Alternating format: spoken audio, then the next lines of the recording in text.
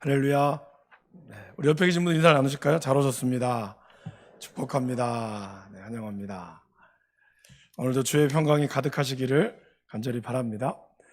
오늘 이제 우리 105번째 질문, 5번째 간구에 대해서 함께 나눠보도록 하겠습니다. 5번째 간구는 무엇입니까, 여러분? 우리가 우리에게 죄 지은 자를 사하여 준 것 같이 우리 죄를 사하여 주시옵고 이렇게 나옵니다. 이것은 우리는 하나님이 그리스도로 인해 우리의 모든 죄를 거저 용서해 주실 것을 기도하는데, 우리는 그분에 의하여 마음으로부터 타인을 용서할 수 있기 때문에 이렇게 간구하도록 더욱 격려를 받을 수 있습니다에 대한 내용입니다. 자, 지난번에 우리 4번째 간구를 했었죠, 여러분. 4번째 간구는 무엇이었죠? 일용할 양식을 구하는 기도였습니다. 이 기도의 가장 큰 핵심은 뭘까요? 그러니까 삶의 가장 기본적인 조건을 위한 기도였어요. 그러니까 우리가 살아감에 있어서 먹는 것, 또 입는 것, 또 우리가 거주하는 것, 이걸 의식주라고 하죠. 그래서 우리가 일용할 양식을 주시옵고라고 하는 것은 하나님이 우리에게 필요한 삶의 어떤 기본적인 것들을 우리가 채워달라고 기도하는 거죠. 그다음 2번째는 뭘까요? 이러한 삶의 기본적인 조건과 또 저와 여러분들의 삶의 환경, 이러한 삶의 환경을 어떻게 해결하느냐, 이런 것이죠. 그럼 여러분, 삶의 환경이 가장 큰 거는 뭘까요? 결국 관계죠, 관계. 우리가 뭐 젊은 사람들이 회사를 뭐 정말 어렵게 들어간 회사에서 나오는 이유, 그리고 또 스펙이 좋아서 좋은 회사에 취업이 됐다가 결국 그 사람들이 이렇게 그만두게 되는 이유는 뭘까요? 그것도 바로 관계 때문에 그렇다는 거예요. 제가 아는 분이 삼성 교수님께서 삼성의 인사부장님이었던 친구였는데, 그분이 그런 얘기를 하셨거든요. 뽑을 때는 스펙으로 뽑지만 그 사람이 몇 개월도 안 돼서 회사에서 그 사람을 권고사직 시킬 때는 결국 관계라는 거예요. 함께하는 사람들과 어울리지 못해요. 관계를 맺지 못하니까 어려워지기 시작한다는 거죠. 많은 직장인들이 이렇게 퇴사를 하는 이유나 아니면 힘들어하는 이유가 뭘까요? 월급이 작아서? 물론 그런 것도 원인이 있죠. 그러나 가장 큰 이유는 뭐라고 보통 얘기하죠? 동료 간의 관계라든가 아니면 직장 상사의 뭐 요즘 얘기하는 뭐 갑질 뭐 이런 거, 아니면 학교 다니기 싫다, 그 이면에는 다 뭐예요? 공부가 싫다, 이거는 사실 별로 없어요. 공부는 원래 다 싫어하기 때문에 없어요. 뭐 때문에 싫은 거죠? 학교 안에서 일어나는 그런 친구들과의 관계, 뭐 왕따라든지 이런 관계들이 늘 포진되어 있다라는 겁니다. 교회 생활도 여러분 가만히 보세요. 우리가 교회를 보면 하나님만 바라보면서 신앙생활 한다, 이 말들을 많이 합니다. 그러나 하나님만 바라보면서 신앙생활 하지만 결국 같은 뭐 여전도의 남선교회 아니면 구역 안에서 이렇게 관계가 맺어지지 않으면 참 어려워지는 겁니다. 그런 상황에서 우리가 하나님만 바라보면서 신앙생활 할 수 있을까요? 쉽지가 않아요. 결국에는 이러한 삶의 환경에 대한 문제는 뭘까요? 바로 관계에 대한 문제다라는 겁니다. 먹고 살기만 잘 되면 사람들이 죄 문제는 사라질 거라고 상상을 하죠. 그러면서 다 새마을 운동도 하고 우리가 정말 잘 살아보세, 배부르고 따뜻하면 죄 지을 일이 뭐가 있겠느냐. 여러분 옛날에 범죄는 뭐였죠? 대부분 생계형 범죄였어요. 그 정말 분유 하나 훔치는 것, 그리고 뭐 훔쳤지만 예전에 처음에 아마 그 처음으로 아이를 유괴한 그 사람이 뉴스를 본 적이 있는데, 그 정말 생활고 때문에 유괴한 거죠. 그러니까 그것도 너무 아이한테 미안하고 이래서 뭐 결국에는 다 감옥 갔지만 그런 문제였어요. 다 생활고. 근데 지금의 범죄는 뭐죠? 생활고가 그렇게 많이 없어요. 어떤 사람들의 그런 죄악의 이 근본적인 문제들이 계속해서 드러나고 있다라는 것입니다. 죄 문제는 이 땅을 사는 동안 어느 누구도 완전하게 해결하지 못한다라는 것이죠. 여러분, 이거는 성도들도 마찬가지죠. 저와 여러분들이 하나님으로부터 의롭다함을 받았으나 여전히 우리는 죄로부터 오염되어 있다는 것을 우리가 잊어서는 안 된다는 것이죠. 그러기에 우리가 이 땅을 살아가면서 나아갈 때 이 죄 문제에 대해서 항상 민감하게 받아들일 필요가 있다는 것이죠. 그런데 요즘에 사실 죄의 문제에 대해서 우리가 쉽게 죄를 너무 가볍게 여기는 경향이 우리 가운데 있습니다. 아마 여기 계신 분들 중에 대부분 이 빚이라고 하는, 그러니까 뭐 어떤 금전적인 빚이라든가 그런 빚이 없는 분 계십니까? 아마 조금씩은 다 빚이 있을 거라고 생각합니다. 그리고 요즘에는 여러분 그런 얘기도 하죠. 빚도 능력이다. 그러니까 의사들이나 이런 분들은 대출도 잘해주잖아요. 근데 대출을 못 받는 조건에 있는 사람은 결국 능력이 없는 거예요. 그 빚도 능력이라고 이야기할 정도로 젊은이들 사이에서는 그렇게 이야기해요. 빚 지는 것도 능력이라고. 능력이 없으면 빚도 안 준다고. 은행에서 대출도 안 해준다고. 그러다 보니까 이런 어떤 빚, 사실 성경이 이야기하는 오늘날 우리가 우리에게 죄 지은 자를 용서하여 준 것 같이 여기서 그 죄라고 하는 것은 헬라어로 빚이거든요. 채무관계. 이걸 뜻하는 거예요. 그러니까 채무관계가 있는데 그러면 우리의 죄를 용서하여 주옵소서, 이게 채무관계를 이야기하는 거거든요. 그러니까 우리들이 이러한 채무관계가 모두 다 있다 보니까 사람들이 죄에 대한 부분도 쉽게 생각하는 경향이 있어요. 아니 뭐 이제 갚으면 되지, 이렇게 이야기하는 말들이 있다라는 거죠. 근데 이거는 죄에 대해서 너무 무서움을 몰라서 하는 거라는 겁니다. 달라스 윌라드라고 하는 이 목사님은 이런 거를 어떻게 표현하고 있는지 아십니까? 죄 관리라고 표현하고요. 이게 뭘까요? 전적으로 죄를 포기하진 않아요. 그래서 하나님께 혼나지 않을 만큼만 죄를 즐기고 싶어 하는 거죠. 그러니까 적당히 교회도 열심히 하고 그러면서 평일날에는 죄도 좀 지으면서 약간의 선을 넘지만 않는 선 안에서 내가 가는 거죠. 그러니까 이런 모습들이 지금 우리들 가운데 있다라는 거예요. 제가 좀 얘기했죠, 여러분. 사람은 두 종류의 부류밖에 없다고. 안 걸린 죄인과 걸린 죄인. 안 걸렸기 때문에 내가 의로워 보일 뿐이고, 걸렸기 때문에 걸리면서 사람들 뭐라 그래요? 재수 없다, 이렇게 생각하는 거예요. 그러니까 재수 없게 걸렸다지 내가 죄를 지었기 때문에 내가 잘못했다라기보다는 재수 없게 걸렸다라고 이야기하는 거예요. 오늘 제가 오다가 잠깐 신문을 보니까 콜롬비아에서 옷을 훔치다가 걸린 두 커플이 사진에 나왔어요. 근데 경찰이 이제 이걸 하고 가면서 둘이 깔깔대고 웃는 거야. 막 박장대소하면서 웃는 거예요. 그래서 얘네 미쳤나? 이렇게 생각하는 거죠. 무슨 영화도 아니고. 그러니까 이거에 대해서 처음에는 그들이 너무 놀랬다는 거죠, 경찰들이. 근데 계속 웃으니까 기분이 나쁘다는 거예요. 그래서 아마 그 범죄 심리학자들이 이들이 그러니까 자기네들을 잡아간 경찰에게 대놓고 비웃은 건 아니겠으나 아마 그 콜롬비아 사법부를 비웃는 웃음일 것이다. 왜냐하면 이게 훔친 게 최저임금 정도의 옷을 훔쳤대요. 그러니까 이거는 곧 훈방 조치로 풀려날 거를 알고 이들이 웃었을 것이다. 그러니까 이렇게 이야기하고 있다는 거죠. 그러니까 이렇게 잘못했으면 여러분도 어때요? 그냥 정말 미안한 척이라도 해야 되는데 그러지 않으니까 이 기사를 본 사람들이 더 괘씸한 거죠. 그러니까 우리들도 죄에 대해서 정말 큰 범죄는 우리는 굉장히 나쁘다고 생각하지만 사실은 사소하게 횡단보도 하나쯤 어기는 거는 아무런 문제라고 생각하지 않는다는 거죠. 그러니까 그만큼 우리가 지금 지어지는 이 모든 죄에 대해서 우리는 좀 무감각해질 수 있다는 거예요. 그래서 이 정도는 정말 나쁜 놈이지만 이 정도는 괜찮다라고 하는 것이 저와 여러분들의 우리의 무의식 가운데 있는 부분 중에 하나라는 겁니다. 그런데 사실 오늘 이야기하는 이 죄 문제는 우리가 그렇게 생각할 문제가 아니라는 거죠. 아까 제가 죄 관리에 대해서 이야기했죠. 우리가 기억해야 될 건 뭐죠, 여러분? 죄는 관리의 대상이 아니라는 거예요. 저와 여러분들이 요 정도까지는 내가 커버할 수 있어, 이렇게 관리할 수 있는 대상이 아니라는 거예요. 죄는 버려야 될 대상이고 거기서 완전히 해방되기를 우리가 소망해야 한다라는 것이죠. 그러기에 우리가 죄의 문제에 있어서 민감해질 필요가 있다라는 겁니다.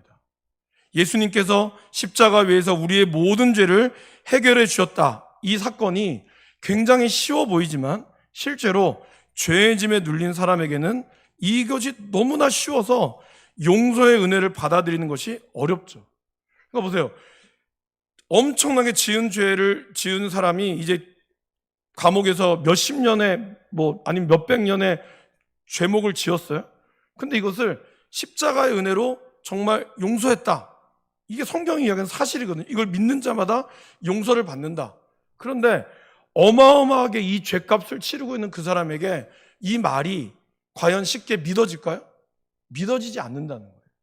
그만큼 이 죄 용서가, 그러니까 죄가 무거울수록 우리의 회개 또한 고통스럽다는 것을 우리가 기억해야 한다는 것입니다.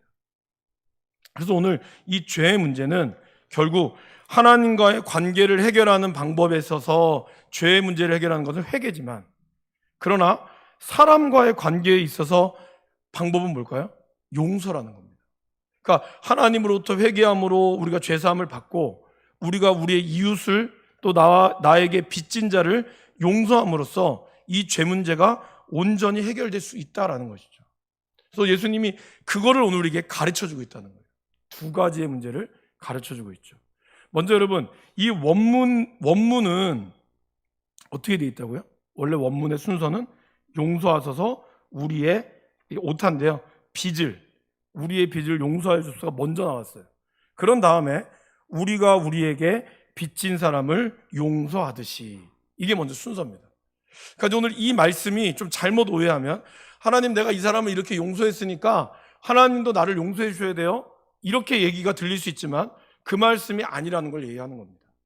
자, 그러면 오늘 우리가 말씀하는 것이 크게 두 가지인데요, 첫 번째는 하나님이 그리스도로 인해 우리의 죄를 거저 용서해 주실 것을 우리는 기도해야 한다라는 겁니다. 그러니까 우리가 기도할 때 하나님, 나는 하나님으로부터 용서받기를 원합니다, 이렇게 기도해야 한다는 거예요. 근데 그 용서의 특징은 뭐죠? 그리스도의 은혜 안에서 무상으로 주시는 은혜다라는 겁니다. 그러니까 이 은혜는 우리가 뭔가를 해서 받을 수 있는 은혜가 아니라 무상으로 받는 은혜라는 것을 우리가 먼저 기억해야 한다는 거예요. 그러면 우리가 은혜를 받을 수 있는 그 근거는 뭘까요, 여러분? 우리가 용서받을 수 있는 근거는 뭘까요? 오늘 다니엘서의 기도에 그 말이 나오죠. 다니엘서 9장 18절 19절 우리 한번 같이 읽어보도록 하겠습니다. 나의 하나님이여, 귀를 기울여 들으시며 눈을 떠서 우리의 황폐한 상황과 주의 이름으로 일컫는 성을 보옵소서. 우리가 주 앞에 간구하옵는 것은 우리의 공의를 의지하여 하는 것이 아니요 주의 큰 긍휼을 의지하여 함이니이다. 주여 들으소서. 주여 용서하소서. 주여 귀를 기울이시고 행하소서. 지체하지 마옵소서. 나의 하나님이여, 주 자신을 위하여 하시옵소서. 이는 주의 성과 주의 백성이 주의 이름으로 일컫는 바 됨이니이다. 여기 보면 뭐라고 나오죠, 여러분? 우리가 주 앞에서 간구하는 것은 뭐 때문에 간구하는 거예요? 나의 공의를 의지해서가 아니라 하나님의 큰 긍휼을 의지하기 때문에 우리를 용서해 달라는 거예요. 우리가 용서받을 수 있는 근거는 여러분들의 공의가 아니라는 거예요. 하나님의 긍휼 때문이라는 거죠. 그래서 여러분들이 잘 아시는 주여 삼창이 바로 여기서 나오죠. 주여 들으소서, 주여 용서하소서, 주여 귀를 기울이소서. 이거를 근거로 해서 주여 삼창을 하는 겁니다. 그래서 우리가 주여 삼창할 때는 사실 이러한 마음으로 하는 거예요. 주여 우리의 기도를 들어주옵소서. 주여 부르짖을 때 용서하여 주옵소서. 그리고 마지막 주여 귀를 기울이시고 아버지의 뜻대로 행하시옵소서. 이거를 얘기하는 거예요. 그러면서 다니엘이 또 뭘 얘기하죠? 나의 하나님이여, 뭐 때문에 용서해달라고요? 주 자신을 위하여 용서해달라는 거예요. 왜? 하나님의 그분의 성품 자체가 어떻죠? 하나님은 하나님을 간절히 찾는 자를 만나주시겠습니다. 그죠?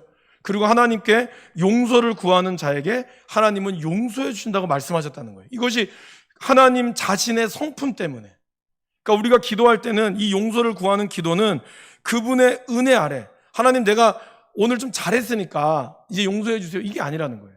온전히 주의 공의에 의해 그분의 긍휼하심 따라 우리가 용서를 구한다라는 것입니다.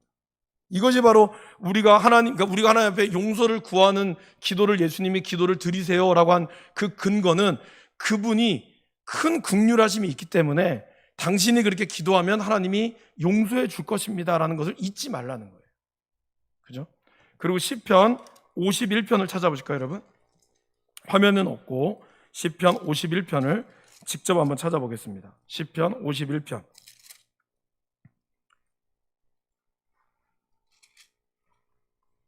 이게 시편 51편 표제가 이렇게 나오죠. 다윗이 밧세바와 동침한 후 선지자 나단이 그에게 와서 당신이 그 죄인입니다라고 이야기했을 때 다윗이 그것을 기억하고 기도했다는 거죠. 기도의 내용이죠. 구약 838면에 있습니다. 자, 한번 보실까요? 1절부터 읽어보실까요? 하나님이여 주의 인자를 따라 내게 은혜를 베푸시며 주의 많은 긍휼을 따라 내 죄악을 지워 주소서. 뭐 때문에 지워달라고요? 주님의 인자를 따라, 그분의 많은 긍휼을 따라 용서해 달라는 거예요. 그러니까 내가 지금 하나님 이렇게 나를 용서해 주는 근거는 뭐라고요? 내가 잘해서가 아니라는 거예요. 우리가 주의 인자를 따라, 주의 많은 긍휼하심을 따라 용서해 달라는 거죠. 그러면서 2절에 나의 죄악을 말갛게 씻으시며 나의 죄를 깨끗이 제하소서. 물은 나는 내 죄가를 아오니 내 죄가 항상 내 앞에 있나이다. 내가 주께만 범죄하여 주의 목전에 악을 행하였사오니 주께서 말씀하실 때 의로우다 하시고 주께서 심판하실 때 순전하시다 하리이다. 그러면서 6절 말씀 같이 읽어보실까요?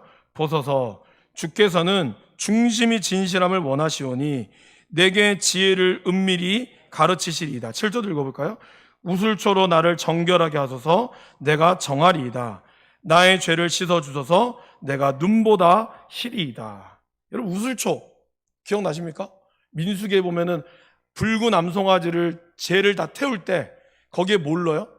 우슬초를 넣고 홍색 실을 넣고 또 뭘 넣어요? 백향목을 넣었어요. 백향목은 영원하다는 것을 의미하고 우슬초는 죄를 씻을 때 씻는 거고 홍색 실은 피를 의미하는 거죠. 보혈. 그래서 암송아지 전체를 태우면서 우슬초를 넣는 거예요. 이 우슬초가 바로 다윗이 이야기했던 주여 우슬초로 나를 정결하게 하여 주시옵소서. 그래서 다윗은 지금 자신이 하나님 앞에 용서를 구하는 그 근거가 뭐라고요? 하나님의 인자하심과 그분의 긍휼하심을 따라 우리의 죄를 용서하여 주옵소서라고 이야기하고 있다는 것입니다. 그러기에 우리가 이 주기도문을 우리의 죄를 용서하여 주옵소서라는 기도는 바로 내가 지금 잘하고 있기 때문이 아니라 하나님의 온전하신 긍휼하심 때문에 이렇게 했다는 거죠. 그리고 여러분 다니엘이 이렇게 기도했을 때도 사실 다니엘은 하루에 3번 기도했죠. 늘 주님을 가까이 했어요. 그러기에 그는 이렇게 하나님의 긍휼하심을 알았고 하나님의 자비로우심을 알았기에 그가 이렇게 기도할 수 있었다라는 것입니다. 저와 여러분들이 하나님의 성품을 안다면 우리는 하나님 앞에 끊임없이 담대하게 이렇게 나아갈 수 있다라는 겁니다. 그분이 사랑하는 아들의 죄를 나아가면 용서해 줄 거라는 이 믿음, 내가 잘해서가 아니라 그분의 인자하심 때문에. 그죠? 두 번째 볼까요? 프린트물 두 번째 보시면 우리는 죄의 힘 아래에 있고 법적으로는 해방되었으나 여전히 오염된 상태에 있습니다. 그래서 우리가 일용할 양식을 위해 기도하는 것과 같이 매일 우리는 용서가 필요하다라는 것입니다. 여러분 우리가 이 죄에 대한 이야기를 할 때 항상 잊지 말아야 될 게 뭘까요? 물건을 훔쳐서가 문제가 아니라는 거죠. 이미 우리 안에 여전히 우리는 죄로부터 오염된 상태가 있다라는 거예요. 우리가 우리의 의인됨을 이야기할 때 크게 3가지의 단어가 필요합니다. 첫 번째 뭘까요? 칭의. 하나님이 우리를 의롭다 함으로 우리가 의인이 되었죠. 그래서 이거는 칭의라고 합니다. 이건 다른 말로 얘기하면 뭐예요? 우리가 법적으로 의롭다 함을 된 거예요. 땅땅땅 법적으로. 그래서 여러분들은 하나님 앞에 이제 법적인 의로움이 됐어요. 그럼 여러분 아시죠? 법적으로 무죄를 받았다고 해서 어떤 사람이 법의 테두리 안에는 걸리지 않았으나 그러나 여전히 가능성이 있는 사람들이 있죠. 그런 것처럼 저와 여러분들은 법적으로 의인이 되었지만 여전히 우리들은 우리 안에 죄로부터 오염된 상태가 있어요. 그러기에 우리에는 뭐가 필요한 거죠? 두 번째 필요한 게 뭘까요? 성화. 하나님을 닮아가는 성화의 과정은 언제까지 있어도요? 일생 동안 우리에는 성화의 과정이 있죠. 그러면 마지막 이 성화의 과정이 끝났을 때 우리의 죄가 완전히 사라질 때는 언제일까요? 우리가 하나님이 우리를 부르실 때. 그걸 우리는 뭐라 그러죠? 영화라고 하죠. 그래서 칭의, 성화, 영화 이 3개의 과정을 저와 여러분들이 있는 거죠. 그러니까 이미 우리는 하나님부터 의롭다함을 받았어요. 그러나 여기 나와 있는 것처럼 여전히 죄의 힘이 저와 여러분들을 계속해서 유혹하고 지배하고 있다는 거예요. 인간이 육신을 입고 있는 한 우리는 죄를 벗어날 수 없습니다. 그러기에 우리는 매일 이렇게 기도해야 한다는 것이죠. 우리는 우리 자신의 힘으로는 죄를 해결할 능력이 없습니다. 그러기에 하나님, 그분의 말씀으로 나를 늘 붙들어 주시고 내가 하나님의 은혜 가운데 살아가게 하여 주시옵소서라고. 그래서 매일 드리는 우리의 기도는 우리 자신이 죄인이라는 사실을 끊임없이 자각시켜 준다는 거죠. 우리가 이 주기도문을 통하여 나는 하나님 없으면 죄인이고 하나님을 믿고 있지만 여전히 내 안에 죄악에 대한 가능성이 있습니다. 이거를 우리가 늘 인정한다는 거예요. 그래서 우리가 함께 살아가는 이웃도 모두 죄인이라는 사실을 우리가 기억하게 해준다라는 겁니다. 그래서 우리는 끊임없이 나의 죄에 대해서 민감하게 반응해야 한다는 거예요. 그래야지 우리가 정말 이러한 큰 죄로부터 우리가 이겨낼 수 있는 힘이 있다라는 겁니다. 개구리 실험 아시죠, 여러분? 개구리를 뜨거운 막 팔팔 끓는 물에 개구리를 넣으면 팔딱 뛰어나가죠. 그런데 개구리를 처음에는 찬물에 넣어놓고 그 다음에 불을 서서히 떼면 어때요? 그러면 개구리가 나가지 않는다 그러죠. 왜? 그러니까 서서히 되면 서서히 뜨거워지는 걸 인지하지 못한대요. 그러다가 개구리가 죽는 거죠. 그러니까 우리가 처음부터 죄에 대해서 민감하지 않으면 요 정도는 내가 커버할 수 있어, 이렇게 자신을 부렸다가 어떻게 되죠? 나중에는 자기가 감당할 수 없는 위치가 되는 거예요. 여러분, 대표적인 예로 뭡니까? 이 카드로 돌려먹게 하는 게 그런 거지 않아요? 내가 이 카드로 다른 데 빌려가지고 한동안 뭐 금융위기 터졌을 때 이렇게 터진 거잖아요. 젊은 사람들이 이런 뭐 주식이나 아니면 비트코인 같은 거 한다고 막 끌어모았다. 이번에도 뭐 어떤 연예인이 연루된 그 사태도 뭡니까? 결국에는 그런 것들이 다 문제 없다고. 당장에 막 돈이 막 몇 배로 튀니까 이 회사 튼튼하다고 또 막 어쨌든 하다 보니까 나중에는 감당할 수 없을 지경이 돼버리는 거죠. 이제 그렇게 되니까 뭐라 그래요? 저 사람이 나를 권유했다고. 사실은 자기가 한 거거든요. 이게 참 죄라는 게 무서운 거예요. 죄가 죄로 여겨지지 않을 때는 다 좋은 분위기거든. 근데 이 죄가 딱 들어가는 순간 어떻게 돼요? 님이 남이 되고 놈이 되는 거예요, 여러분. 이 님이라는 글자에 점이 딱 잘못 붙으면 남이 되고 놈이 되고 하나 더 붙이면 니은, 니은이 되는 거예요. 그러니까 이게 죄가 그렇게 무서운 겁니다. 그죠? 그러면서, 그러니까 우리가 이러한 죄에 그렇기 때문에 여러분, 처음부터 민감하게 반응할 줄 알려면 어떻게 해야 될까요? 늘 내가 죄악의 가능성 가운데 있음을 알고 그것 가운데 우리가 늘 깨어 있어야 한다는 것이죠. 그렇지 않으면은 자그마한 죄가 문제가 아니라 큰 죄가 됐을 때도 그 정도는 내가 할 수 있어라고 우리가 넘어가다가는 큰 문제가 있다라는 것이죠. 세 번째는 뭡니까? 그 다음 페이지 넘기시면 하나님께 용서받은 은혜를 우리가 늘 기억해야 한다는 것이죠. 그죠? 히브리서 12장 15절 말씀 읽어보겠습니다. 너희는 하나님의 은혜에 이르지 못하는 자가 없도록 하고 또 쓴뿌리가 나서 괴롭게 하여 많은 사람이 이로 말미암아 더럽게 되지 않게 하며. 그러니까 하나님의 은혜를 우리가 알지만 하나님의 은혜를 이르지 못하는 자가 없도록 늘 하나님의 은혜를 기억해야 하고, 이거를 기억하지 못하면 어떻게 될까요? 쓴뿌리가 나서 우리를 괴롭게 한다는 거죠. 여러분, 쓴뿌리라는 게 뿌리가 깊숙이 내려받고 있기 때문에 우리도 모르게 내 아의 잠재의식 속에 가끔 이 쓴뿌리가 나를 올라와서 나로 하여금 올라오게 할 때가 있다는 거예요. 은혜를 까먹으면, 우리가 은혜를 까먹으면 그 은혜 속에 있는 독소들이, 죄의 독소들이 저와 여러분들을 스물스물 건드리게 한다는 것이죠. 그러기에 우리가 하나님께 용서받은 이 은혜를 끊임없이 기억하는 게 중요하다는 겁니다. 그래서 오늘 이 첫 번째, 우리의 죄를 용서하여 주옵소서라는 이거는 뭘 의미하죠? 우리의 의지로는 용서할 수 없습니다. 그러나 하나님이 십자가의 은혜로 우리를 용서하셨다는 사실을 우리가 기억해야 한다는 것이죠. 이거를 기억하고 그 은혜를 늘 끊임없이 우리가 우리 자신을 고백하며 기도하며 나아가야 한다는 거예요.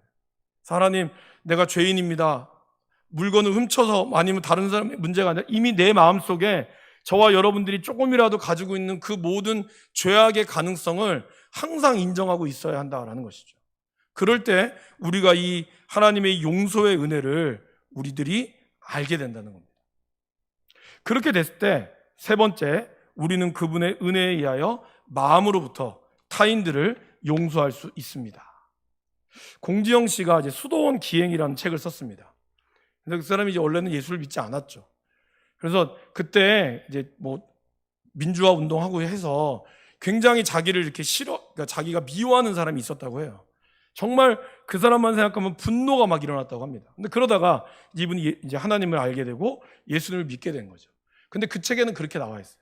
내가 예수를 믿었지만 여전히 용서하지 못한 사람이 있고 그 사람께 그렇게 기도했다는 거예요. 하나님, 내가 다른 건 다 해도 저 인간만큼은 내 용서 못하겠습니다. 저거를 나한테 강요하지 마세요. 그 책이 그렇게 썼다고 해요. 그러니까 참 이 사람이 은혜를 받았고 그래서 그 은혜에 너무 감격하지만 여전히 그럼에도 불구하고 우리 안에 그런 마음이 있다라는 것입니다. 그거를 인정하지 못하면 우리는 용서할 수 없다라는 것이죠.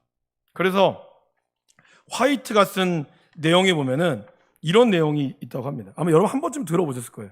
어느 도시에 경쟁 관계에 있는 두 장사꾼이 있었어요. 서로 마주보고 있었거든요. 이 사람들은 아침에 눈을 뜨고 저녁에 잠들 때까지 그들의 마음은 그거였어요. 어떻게 하면 이 상대방의 관계를 망하게 할까? 이것만 궁리했다는 거예요. 그래서 보다 못한 하나님께서 어느 날 한쪽 가게에 천사를 보내서 서로 화해할 것을 주선하도록 했답니다. 그러면서 천사가 이렇게 얘기했대요. 당신에게 큰 선물을 하나님이 주실 겁니다. 당신에게 재물을 원하면 내가 재물을, 장수를 원하면 오래 살게 해주겠습니다. 당신이 원하는 대로 해주겠습니다. 단 조건이 있다는 거예요. 당신이 그 말을 10개를 원하면 상대방은 2배를 가져가게 되어 있습니다. 그 말의 의도는 뭐죠? 그러니까 2배를 더 가져가지만 당신도 그만큼 누리는 것이니 화해하고 좋은 거를 찾으십시오. 이렇게 얘기를 한 거예요. 그러니까 이 상인이 가만히 생각해 보다가 뭘 원할까? 진짜 다 주시는 거예요? 다 주겠다고. 이 상인이 뭘 얘기했을까요? 그러면 나의 눈의 한쪽을 빼주세요. 이렇게 얘기한 거예요. 왜 그랬을까요? 그러면 저 사람은 2배니까 상대방은 장님이 될 거니까. 그러니까 이 사람의 마음이라는 게 무서운 거예요. 제가 저번에 여러분 설교 때 기억나십니까? 사람이 내가 200만 원을 갖고 상대방이 100만 원을 갖는 걸 원하느냐, 내가 100만 원을 갖는데 상대방은 50만 원을 갖는 걸 원하느냐, 아니면 내가 200만 원을 갖는 대신에 저 사람이 400만 원 갖는 거를 원하느냐 하면서 대부분의 사람들이 뭘 고른다고요? 자기는 100만 원밖에 안 벌지만 이 사람이 나보다 적게 받으면 자기는 그것으로 만족한다는 거예요. 그래서 사람이 무서운 거예요, 여러분. 내가 200만 원 받으면 내 돈만 내가 날 챙기면 남이 400을 받든 500을 받든 상관이 없어야 되는데 내가 200을 못 받는 한이 있고 내가 100밖에 못 받는 한이 있더라도 내 옆에 사람이 50만 원만 받으면 나는 그것이 더 좋다는 거예요. 이게 진짜 실험 가운데 사람의 결론이라는 거예요. 그러니까 사람의 마음이라는 것이 이렇게 간사하다는 거예요. 굉장히 이기적이라는 거죠. 그러기에 오늘 이 용서에 대한 기도가 예수님이 우리에게 기도를 가르쳐 주신 이유는 우리는 그분의 은혜에 의하여 마음으로부터 타인들을 용서할 수 있다는 건데 그 이유는 뭘까요? 첫 번째는 하나님의 법이라는 거예요. 하나님께서 말씀하시는 법이 뭐라고요? 오늘 마태복음 5장과 18장 말씀을 같이 한번 읽어보실까요? 나는 너희에게 이르노니 너희 원수를 사랑하며 너희를 박해하는 자를 위하여 기도하라. 너희가 각각 마음으로부터 형제를 용서하지 아니하면 나의 하늘 아버지께서도 너희에게 이와 같이 하시리라. 그러니까 하나님께서는 이것이 너희가 원수를 사랑하며 너희를 박해하는 자를 위하여 기도하는 것이 하나님의 법이라는 거예요. 그리고 또 너희가 마음으로부터 형제를 용서하지 아니하면 하늘 아버지께서도 너희에게 똑같이 한다는 거예요.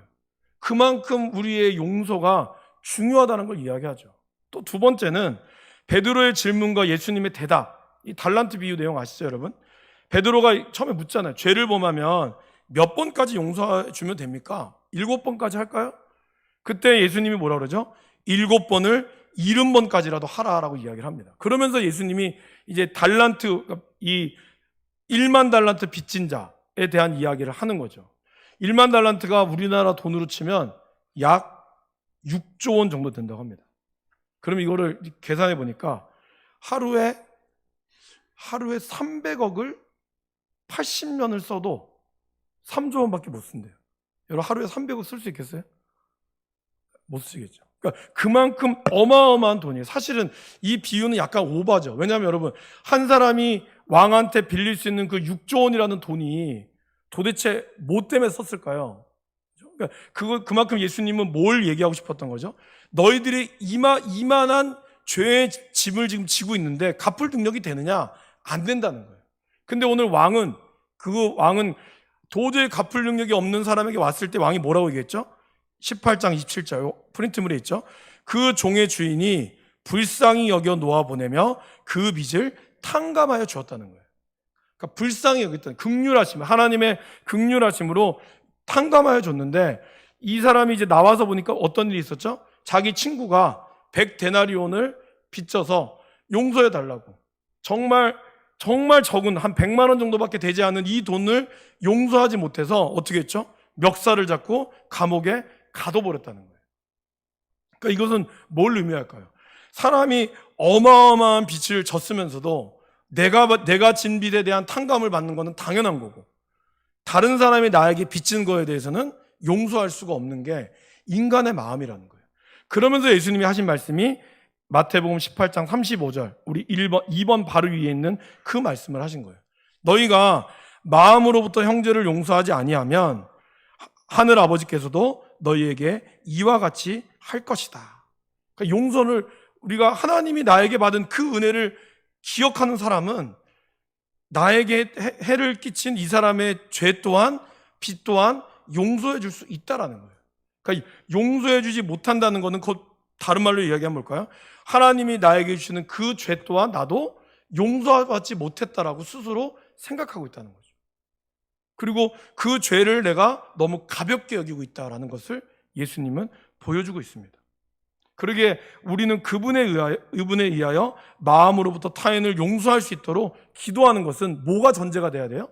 하나님이 나의 죄를, 엄청난 죄를 용서하여 주셨다는 것을 감사함이 먼저 전제가 되어 있어야 한다는 거예요. 이 감사함이 전제가 되어 있지 않으면 우리는 다른 사람의 죄 또한 용서할 수 없어요. 아니 그래도 용서가 안 됩니다. 그럴 수 있죠. 그렇기 때문에 이 주기도문을 통하여 우리는 끊임없이 하나님의 도우심을 구해야 한다라는 겁니다. 이것이 이 주기도문이 5번째 간구가 우리에게 이야기하는 핵심이에요. 그리고 용서를 넘어서 사실 예수님이 진짜 원하는 건 뭘까요? 사랑하는 것이 원하는 거예요. 그러니까 단순히 내가 너의 죄를 용서하마가 끝나는 게 아니라 그거를 넘어서 진정으로 그 사람을 사랑하는 것을 원한다는 거예요. 예수님이 그렇게 하셨기 때문에. 로마서 5장 8절 말씀을 읽어보실까요?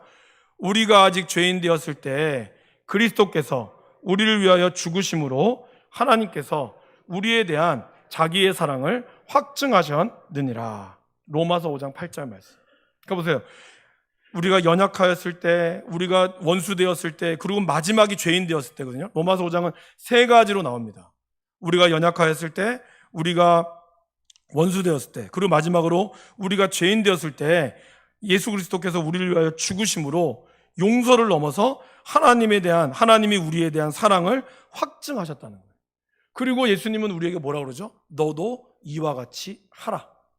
하라 하는 의미는 뭘까요, 여러분? 우리가 할 수 있다는 뜻일까요? 못한다는 뜻일까요? 할 수 있다는 뜻이에요. 왜 그럴까요? 하나님은 우리가 감당하지 못할 시험 당함을 허락하지 않으셨다 그랬거든요. 그러니까 성경을 우리가 66권을 두루 봐야 됩니다, 여러분. 그냥 한 문장만 보고 얘기하면 안 되고 하나님이 우리에게 명령하셨을 때는 택도 아니고 우리가 감당할 수 없는데 하나님이 주지 않아요. 하나님이 감당할 수 있기 때문에 주는 것이고 또한 우리가 정말 감당할 수 없을 때는 피할 길을 내사 너희로 능히 감당케 하신다라고 약속하고 있어요. 그리고 우리가 여러분 기도도 그렇잖아요. 내가 정말 기도할 수 없을 조차 힘조차 없을 때는 어떻게 한다고요? 성령께서 말할 수 없는 탄식으로 우리를 위하여 친히 간구해 주신다고. 그러니까 우리가 정말 감당할 수 없을 때는 감당하고 힘이 없어서 나는 기도가 안 나올 때조차도 하나님은 간구해 주신다는 거예요. 그러기에 오늘 우리가 누군가를 용서한다는 것은 가능할까요? 불가능할까요? 가능해요. 가능하다고요.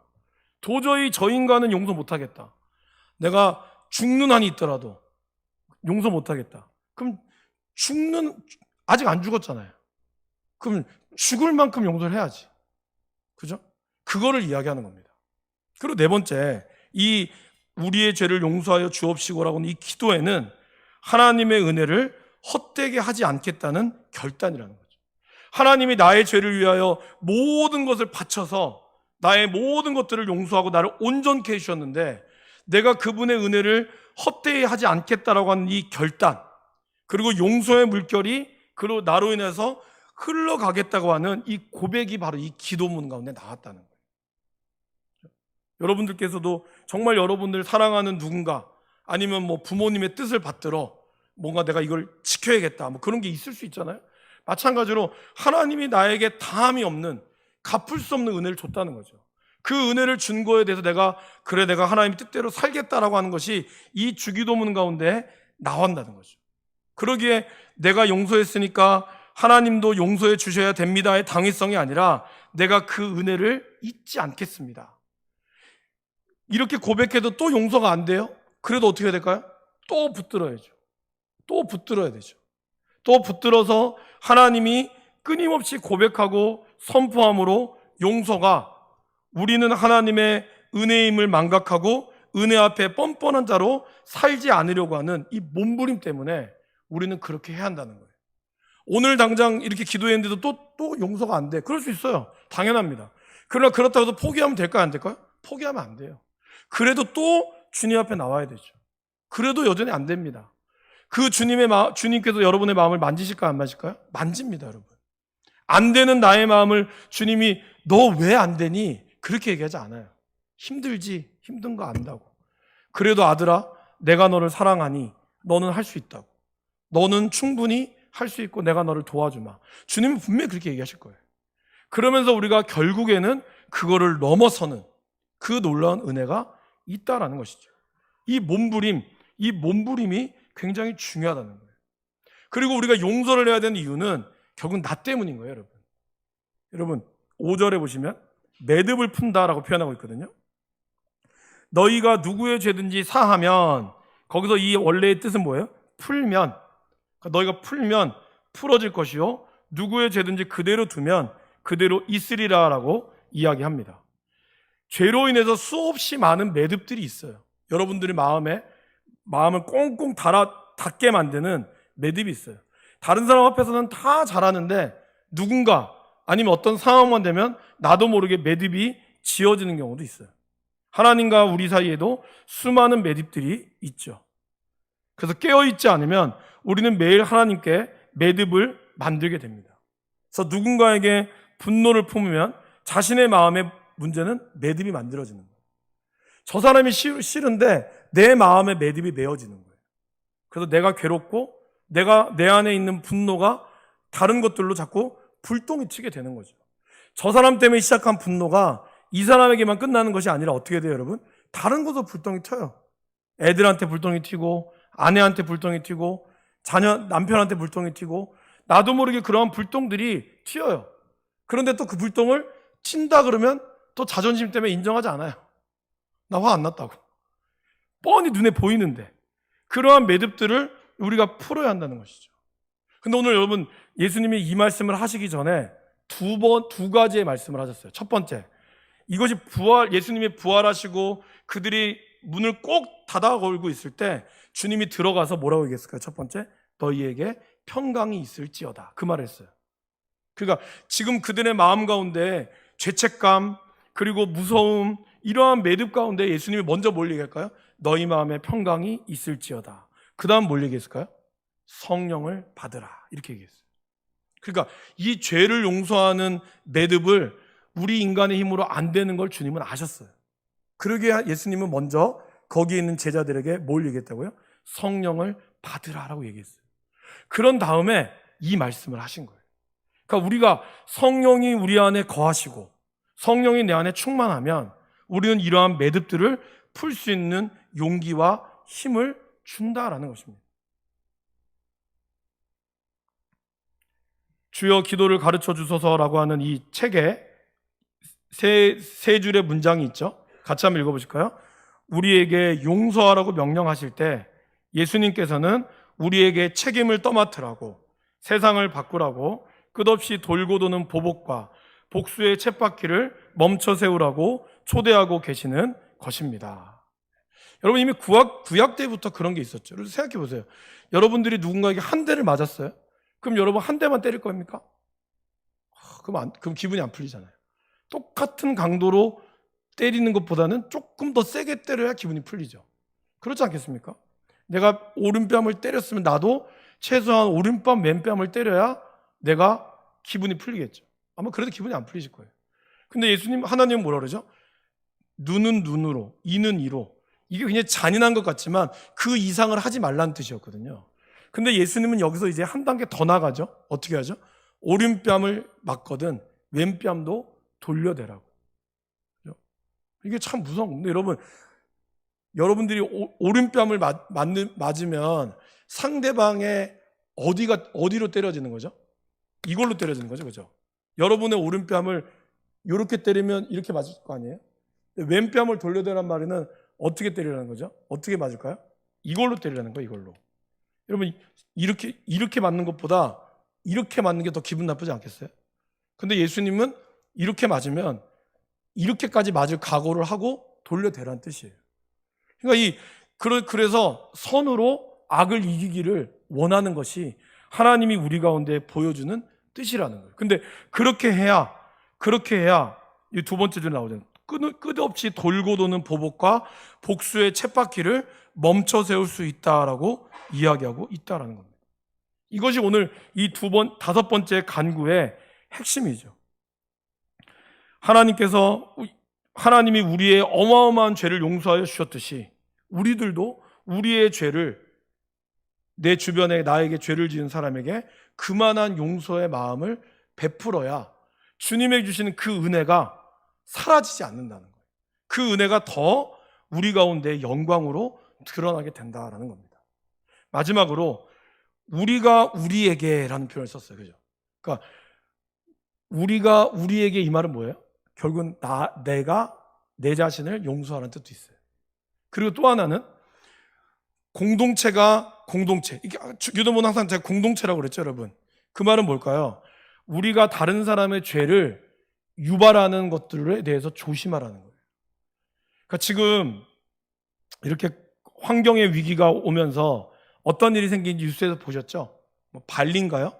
그런 나라는 이제 곧 몇 년 후면은 아예 바다가 잠기게 돼요. 사실 그 사람들은 우리처럼 페트병을 별로 쓰지도 않고 그 사람들은 그냥 거기서 먹고 자급자족으로 하는 사람들인데, 이 선진국에서 사는 사람들이 쓰는 수많은 온실가스와 그런 모든 매연들이 누구가 피해를 보고 있어요? 그 사람들이 피해를 보고 있다는 거예요.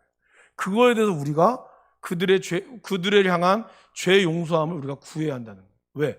우리이기 때문에.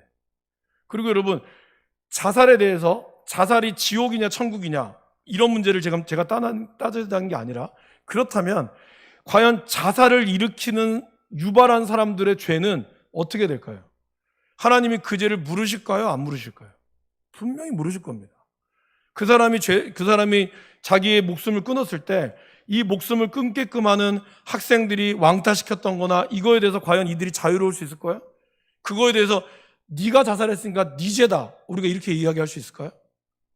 과연 굶어 죽어가는 그 사람들을, 내 옆집 사람이 굶어 죽어갔는데 그러길래 배고프면 얘기를 하지 왜 얘기를 안 했어? 너희가 얘기 안 했기 때문에 네 잘못이야. 과연 우리가 그렇게 이야기할 수 있을까요?